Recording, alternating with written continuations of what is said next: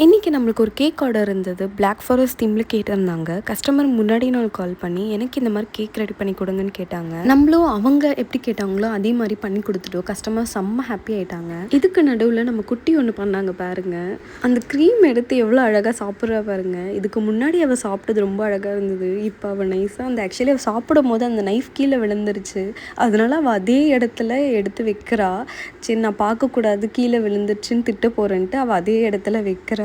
அங்கே வச்சுட்டு என்னை பார்த்து ஒரு சிரிப்பு வேற சிரிக்கிறா. க்யூட்டாக இருந்துச்சு. இதுக்கு நடுவில் நம்ம டைமுக்கும் கேக்கு டெலிவரி பண்ணணும். குட்டியை வச்சுட்டு பண்ணுறதெல்லாம் ஒரு பெரிய டாஸ்க். ஆக்சுவலி அவளுக்கு நான் என்ன பண்ணுறேன்ட்டு பார்க்கணுன்ற ஆர்வம் இருக்குது. ப்ளஸ் அவள் உட்கார்ந்து பார்க்குற அளவுக்குலாம் பொறுமை இல்லை. நம்ம என்ன பண்ணுறோமோ அதை எடுத்து டேமேஜ் பண்ணிவிடுவா. ரொம்ப பயந்துட்டு தான் பண்ணிகிட்டு இருந்தேன். 10 தடவை வந்துட்டு போயிட்டு இருந்தா. யூஸ்வலாக அப்படி வரவே மாட்டா. இத்தனை டாஸ்க்கு தாண்டி ஒரு வழியாக நம்ம கேக் அவங்க எப்படி கேட்டாங்களோ அப்படியே செஞ்சு கொடுத்தாச்சு. அண்ட் கூடவே அவங்க 33 வெஜ் பஃப் ஆர்டர் பண்ணியிருந்தாங்க. அதையும் சேஃபாக அவங்களுக்கு டெலிவரி பண்ணியாச்சு.